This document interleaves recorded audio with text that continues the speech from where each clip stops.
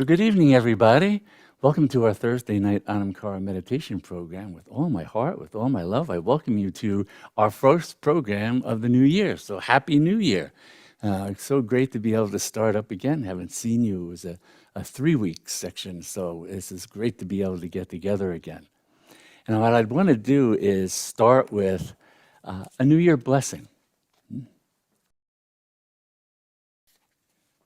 So then this is the New Year blessing. This is the blessing that went out in the Anamkara e-newsletter this week as well. May the new year open its arms to you as a lover too long separated from her beloved.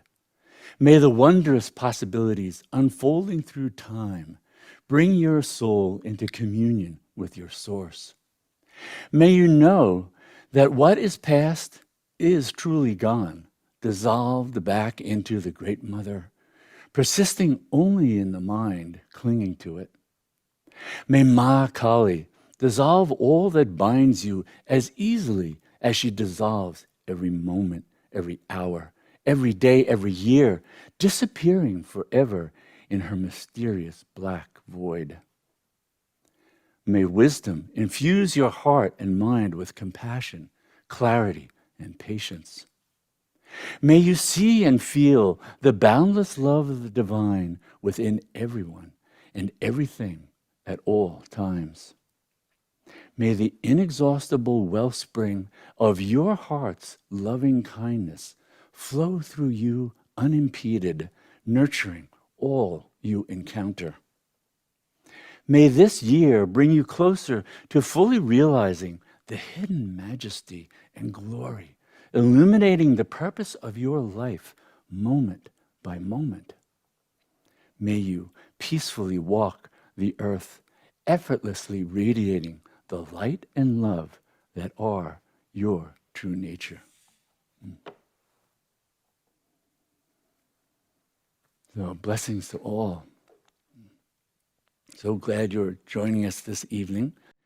And we're going to start as we have been, just giving our mind a chance to kind of settle down.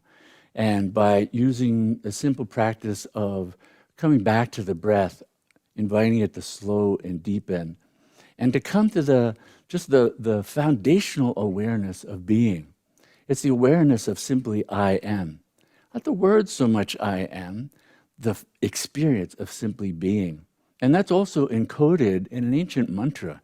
It's said to be going on with the breath all the time, that the breath silently comes in with a sound, ah, and then silently goes out with hum. And it's interesting, ah, hum, simply means I am. So we're literally breathing our existence moment by moment. We're breathing beingness into the world moment by moment. So coming back to that foundational awareness of simply being, of letting go of everything that might come after I am, to just rest in that pure awareness of I am. That's the boundless awareness. That's the awareness of I am the infinite. I am unbounded, unconditioned, pure awareness and consciousness. And so we've been doing that along with the making use of the harmonium to help just pace the breathing. This is the same harmonium sound that you'll notice in our video recordings when we put them out, that in the meditations, the harmonium is playing underneath the silence of the meditation, just as a cycle of roughly about 5 or 6 seconds on the inhalation, 5 seconds or so on the exhalation. And that's a resonant frequency, actually. And there's a lot of research, part of my background in neuroscience and neurofeedback and biofeedback has looked into that, and that there's what's known as a resonant frequency. In other words, it's a built-in frequency connected to the breathing that when we slow and deepen it and get it into sort of a diaphragmatic, roughly 5 seconds in, 5 seconds out, it triggers a cascade of neurophysiological events in the body. And that has to do with a profound relaxation response. The longer we stay with that, the deeper that can wash through the body, the mind, the nervous system, and empowering us to let go of the remnants of the day, the week, the year, a lifetime. just by continually coming back to that letting go and simply being aware. The ah silently as the breath comes in, the hum silently as the breath goes out. So we'll do that now for a couple of minutes just to invite our consciousness to be able to step back and get free of being so dominated by the mind and the content of the mind. So we'll start. There's an inhalation.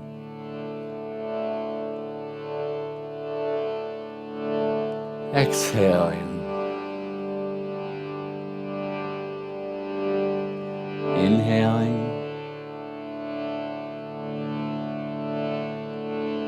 Exhaling. Ah.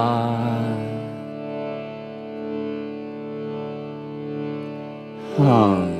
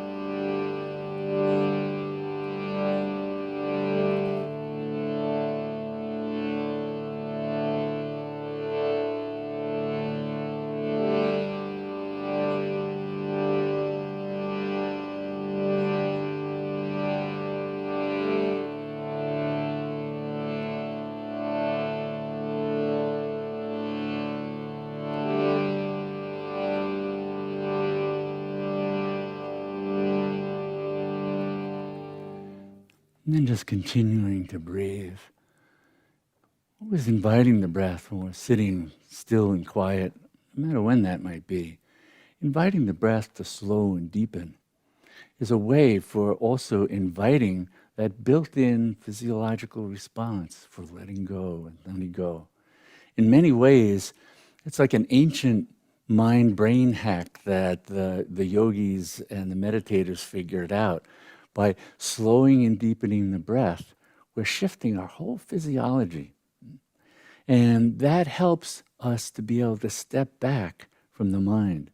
The more agitated the mind is, often the harder it is to step back from. So when we can begin to quiet the mind, settle the body, then we can begin more and more to experience what's the nature of just awareness? What's the nature of consciousness that's not dominated by content of mind? And that's where all the practices take us, to be able to both deal with the conditioned reactive mind and help it be quieted, deal with it compassionately, but also to unfold the infinitude of being. That's the root of who we are. That's the root of the reality of consciousness itself. So we keep coming back to that, and all the practices are aimed at bringing us to that. And that in part is why, as we keep coming back to that, and I see that and share that as the root, as the ancient teachings have been. It can seem repetitive. Well, it is. The truth stays the same. As a matter of fact, it's known as Sat. Sat means the absolute truth, that which is the same at all times in all places. So the fundamental reality, the highest teachings, whether it's of the Upanishads, Advaita Vedanta, non-dual Kashmir Shaivism, non-dual Buddhist teachings, it's all that this pure consciousness is the foundation, the reality. Everything else, it's supported by that, but it's a contraction. And so the ordinary reality that we are so familiar with, and that other reality that, whether it's the Upanishads or the sutras or whatever they might be, are talking about, can seem so foreign and different. It's not just the ancient yogis that were saying that. Einstein said, reality is an illusion, albeit a persistent one. Because what we think of as reality, even to a master quantum physicist, as Einstein was, he thought this is just all a play of energy. This is all a play of energy. All the forms that we perceive have no solidity. All energy. Now, it was Einstein's protege, Sir David Bohm, a brilliant quantum physicist, who took it a step further and really brought it right in line with the consciousness disciplines of the meditation practices, and said, not only is all of this energy, that energy is consciousness. Now we're right into the Eastern mystical traditions, especially with like Kashmir Shaivism. That energy is known as Shakti. Shakti Kundalini is that energy. It's the power of consciousness to manifest as form, as well as to know itself beyond all forms. And so all the practices are really aimed at giving us access to that foundational truth of being, that foundational truth of existence itself. That's where absolute freedom lies. And that's also where the boundless joy that the mystics, the yogis, the Buddhists have talked about for millennia. When we're saying Happy New Year, we're often thinking, well, that's sort of the ephemeral happiness. That's the happiness of, may things go better than they did last year. But it's a happiness that is contingent on certain circumstances being fulfilled in our life, in the world, for the environment, for politics, whatever it might be that our happiness is conditioned by. That's all in that domain. What the yogis and what the mystic traditions and what these practices are empowered to bring us to is what the ancient yogis and Buddha talked about as these infinite qualities of consciousness itself that are not conditioned on anything. So the rapturous, ecstatic joy that Buddha talked about as one of the four immeasurables, that the yogic tradition talks about as Ananda in Satchidananda, the foundation of existence, is Sat, truth, Chit, consciousness, Ananda, this rapturous, ecstatic joy. That's not contingent on anything. So it's very different from the mind states of happiness, unhappiness, the fluctuations that the mind goes through. So it's saying, just like the equanimity that we can experience, the peace that surpasseth understanding, as Western mystics might have talked about it, but the unshakable equanimity that Buddha talked about in the yogis, that's a quality of consciousness itself, not the mind state of peace that's contingent on things being okay or relatively okay or being able to figure it out or grasp it or whatever, its peace is both easily shattered and sometimes difficult to put back together. So the practices are aimed at empowering us to have this foundational experience of the truth of being, whose very nature is this equanimity, this peace, this unshakableness, right? Its very nature is this boundless, loving, compassionate qualities of consciousness. It's actually just one quality. It's the mind that differentiates things. The ordinary mind is an instrument for differentiating things.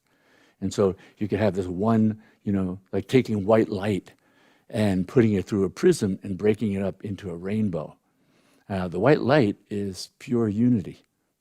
The prism is what breaks it up into different frequencies and different colors. The mind is like that prism. That's what it does to the pure consciousness. It says, oh, it's made up of these different qualities. And then it gets really involved in all the qualities. And then it goes, wait a minute, how do I put them back? I want to see unity again. The mind can't do that. It's when the mind's out of the way, the unity, awareness, the pure, boundless radiance is already whole, was never broken. The mind gave it the illusion of being separated. And that's what we project into the world. So also the yogis were really sophisticated in their psychology and talked, millennia ago about projection, that we project reality. So projection wasn't something that was discovered by, Freud and elaborated upon by Jung and depth psychologists. That's Western psychology has only come to that recently. The ancient yogis were aware of this power of projection and how the mind projects its reality onto this pure field of consciousness. And so we need to be aware of that, because that projection often is, I'd say 99.9% of the time, what we're experiencing and taking for reality. So that's why many of the practices and writings from the various mystical traditions say, cut through the conditioned mind. The conditioned mind is projecting its conditioned nature onto the world and then reacting to it as if that was real, rather than coming to know, what is that truth? What is Sat? What is real? And that's where you get the mystics talking about seeing through the eyes of God, and that all God sees is himself.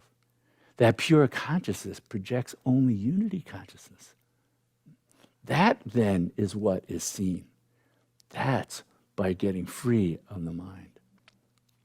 So we have to also become aware and look at projections. A poet wrote on projections, "The you at which your lover throws their daggers is no more you than she or he is the cause of your misery. You are a fiction, a contrivance of convention. As is any other, yet you will repair this illusion day and night, defending this ghost against non-existence.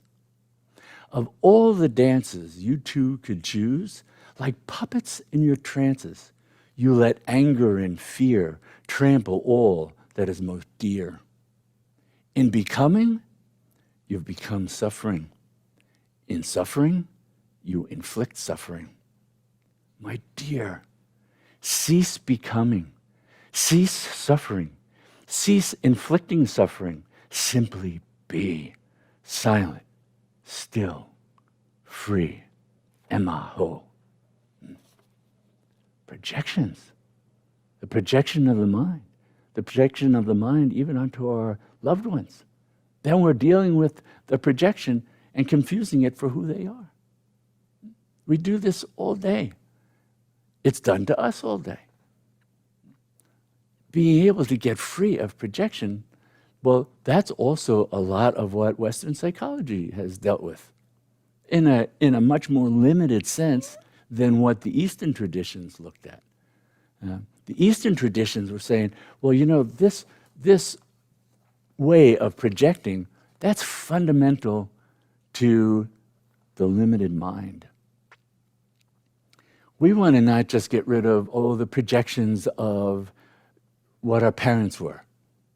So Western psychology has looked at how our upbringing has conditioned the mind, and then through that conditioning, we project that onto others, and it sees patterns. Okay, there are patterns of projections of good mother, good father, bad father, siblings, sibling rivalry, all these different kind of dynamics that Western psychology has explored and helps people get free of. They're valuable in that way. However, they're not cutting at the root. They're pruning the branches, trimming some of the things away that are helpful to get free of. But the Western tradition, the Eastern traditions, the meditative traditions were going, no, the very root of that, the very root of all those projections is identification with the mind and the content of the mind. It's the creation of a little me, a little I, a little sense of me that's cobbled together from all these various experiences and reactions and emotions and feelings and thoughts and stuff running through the mind. It's all that we're very familiar with. If somebody asks you who you are, you can say all kinds of things. But if you step back and look at them, you'll go, wait a minute, what substance do those things have? They're so ephemeral. So many have changed. What's the real I?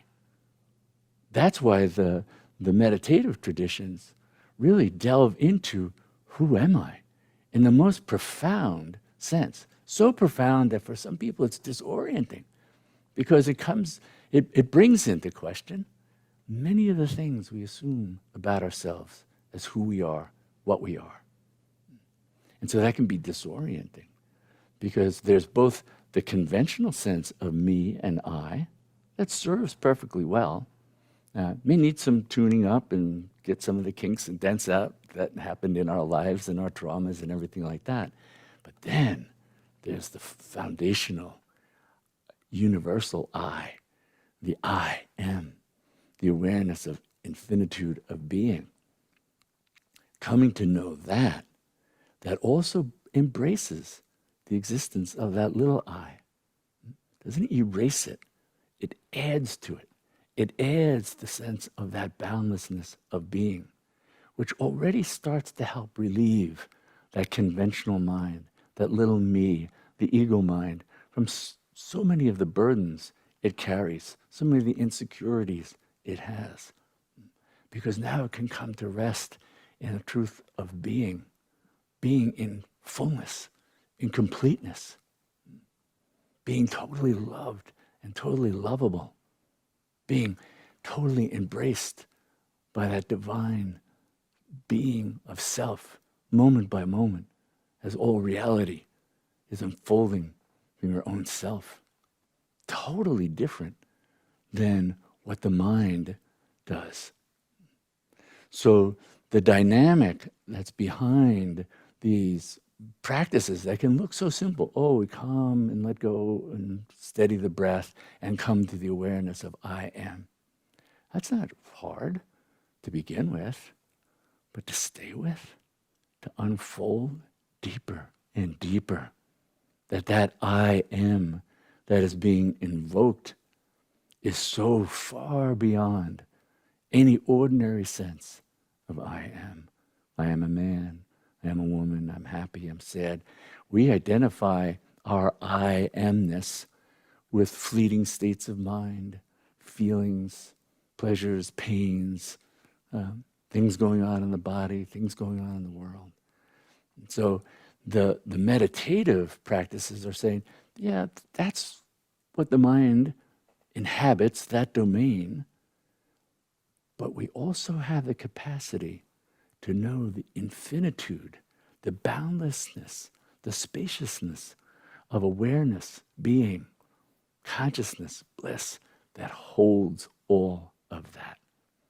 So it's not an either or, There are periods in sort of the developmental sequence meditatively where it seems either or. That's just a phase, a protracted phase, very often, that is in sort of bringing the integration of those so we can live those simultaneously, know the fullness of being all the time, that then informs the limited mind and helps set it free in the moment. So even when we're doing something as simple as a breath with the harmonium or with the ah and the hum, coming back to that moment by moment throughout the day, here and there, it relieves the mind because it begins to help dial us into this fundamental existence of that level of being, that level of reality that is always present. We don't perceive it because our attention is so focused on content of mind. And that's why the beginning disciplines of all meditative practices is to let go of the mind, step back. That's why we seek to do things in a quieter environment, eyes closed, things quieted down. It's because anything that's going on in the mind tends to grab our attention. So first we quiet even our environment down so we can begin to become attuned to, aware of this throb of awareness, of pure being that's always there beneath the rubble of sights and sounds and perceptions and sensations going on in the mind and the body. There it is, the very root of existence. None of those things of the mind would exist were it not for that foundation of being awareness. That's what we're coming home to through meditative practices, through the power of mantra. Mantra is a pure throb of that consciousness, different from the vibrations, the EEG, the brain waves, whatever that's going on through the mind. They're all mind-born, so they're very circular and keep us within the mind. Mantra, all of that arises from beyond the mind. So when we inhabit that, we can enter the vehicle of mantra and go beyond the mind itself. That's what we're invited to know. And that's one of the great gifts of the Shakti, this power of consciousness, that is mantra. All mantra is known as a throb created by Kundalini Shakti, a name for that creative power of the infinite, to take on forms, to sustain them, to dissolve them, to reveal the truth that's beyond forms, as well as the truth of that forms are her own existence at play. All of that directly knowable through the power of consciousness that's inherent to each and every one. So in a few moments, we're going to start a chant, and we're going to be chanting one of the great mantras, Om Kali Ma, Kali Durga Namo Nama, and Om Namah Shivaya, Shivaya Nama Om. So it's a chant that both invokes the Divine Mother, Ma Kali, the creator, holder of all that is, as well as that pure witness who delights, her inseparable spouse, the auspicious one, known as Shiva. Shiva just means the auspicious one. And so it's invoking both that pure, static, unmovable, unshakable witness consciousness that just revels in seeing the delightful form of his own beloved, dancing as the universe, dissolving the universe, all of that at play, moment by moment. That's all encapsulated in these few sounds that we call a mantra. So to really unfold that level of reality, we have to become absorbed in it, to let go and let go. What does it let go mean?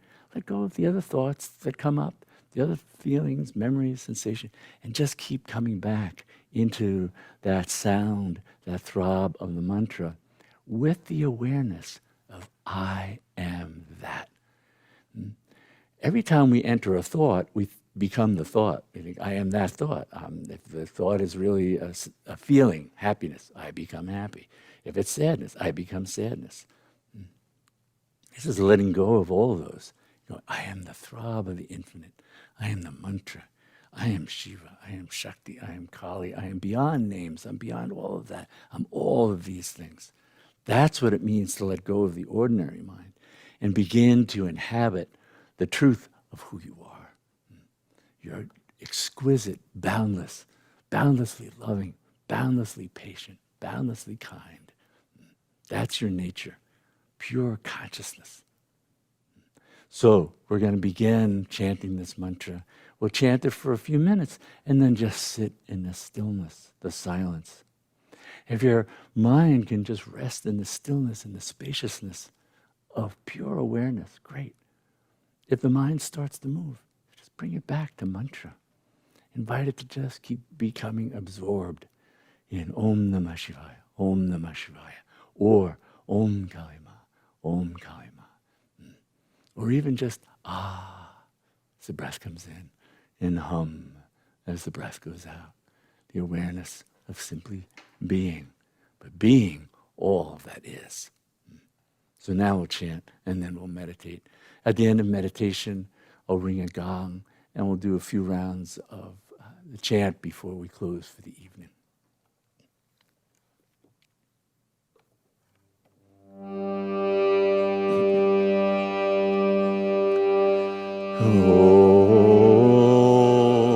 Om Kalima. Om Kalima. Kalim Durga Namo Namah. Kalim Durga Namo Namah. Om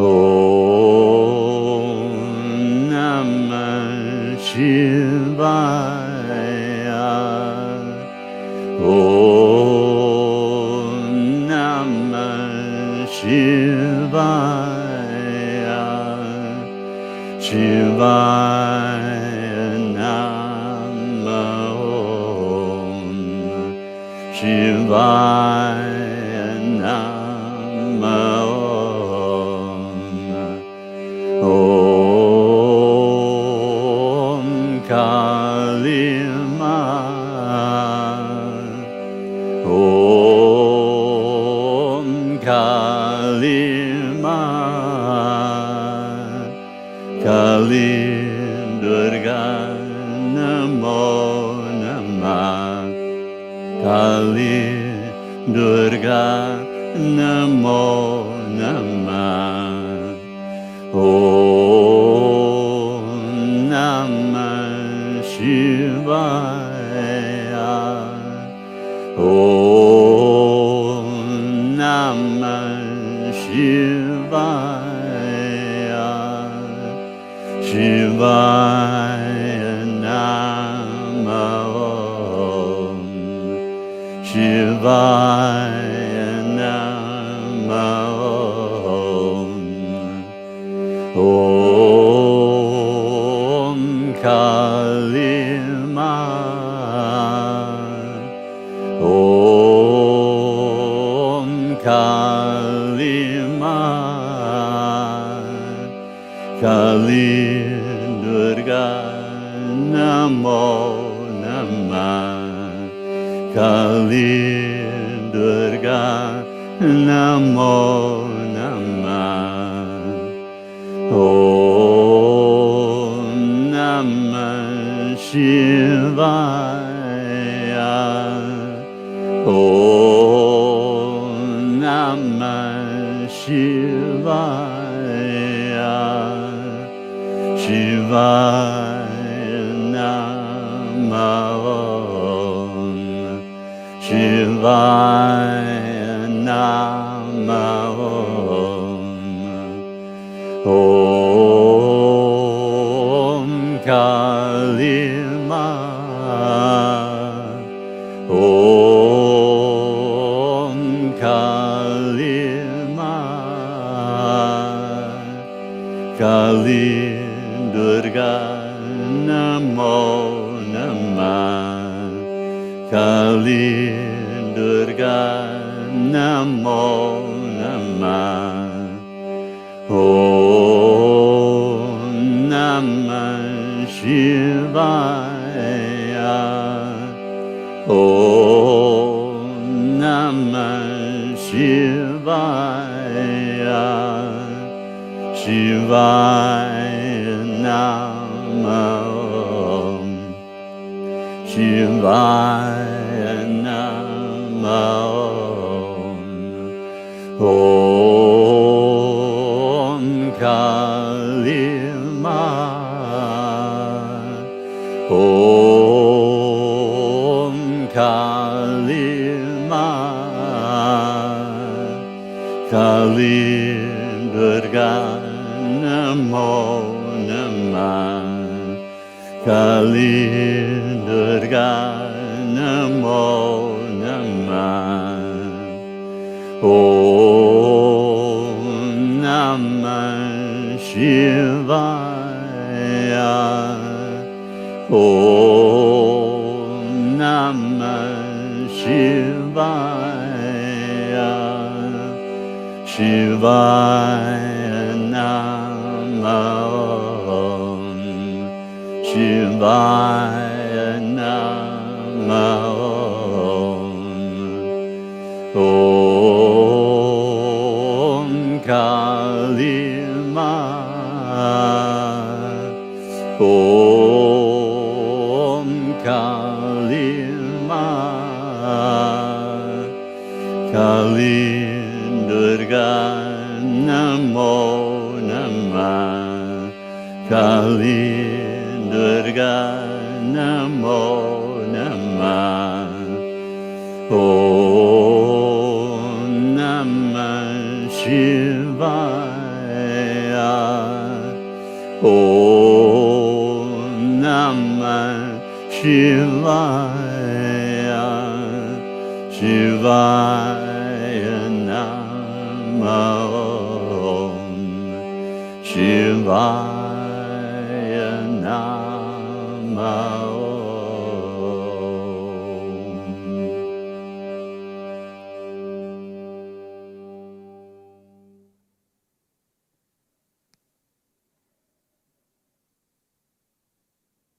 Resting in the stillness, the silent embrace of the divine.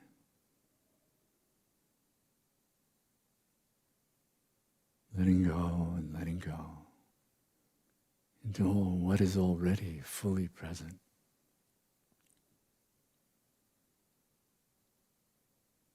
The living presence, the infinite, the one, your true self. Rest there.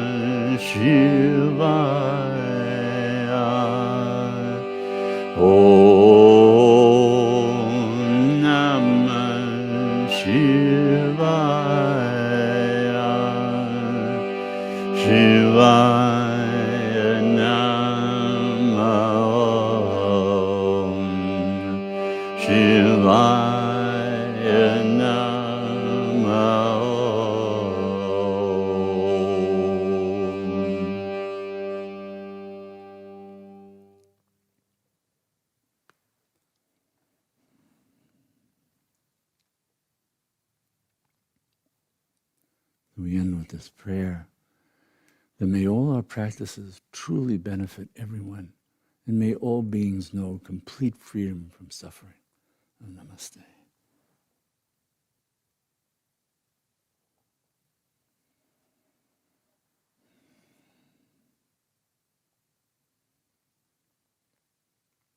So letting go of the conditioned mind, letting go of the reactive mind, the projecting mind, to come home to the truth, who you are, who all beings are. Emanation, the infinite one, the divine, the living presence, here and now, always. Here and now, always. Here and now, fully. That's the truth. To know that.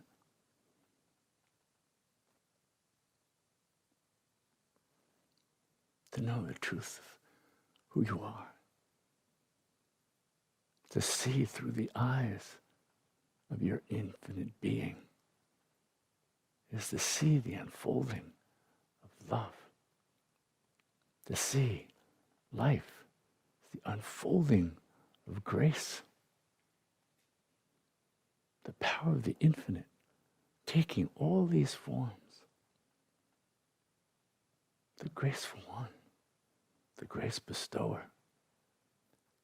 That's what removes the veil of the mind from our vision so we can see that truth moment by moment, more and more, no matter what the circumstances, what the situation, to come back to that, to know that. Even while knowing, conventional, this limited domain of mind doesn't disappear, but it doesn't dominate our view anymore.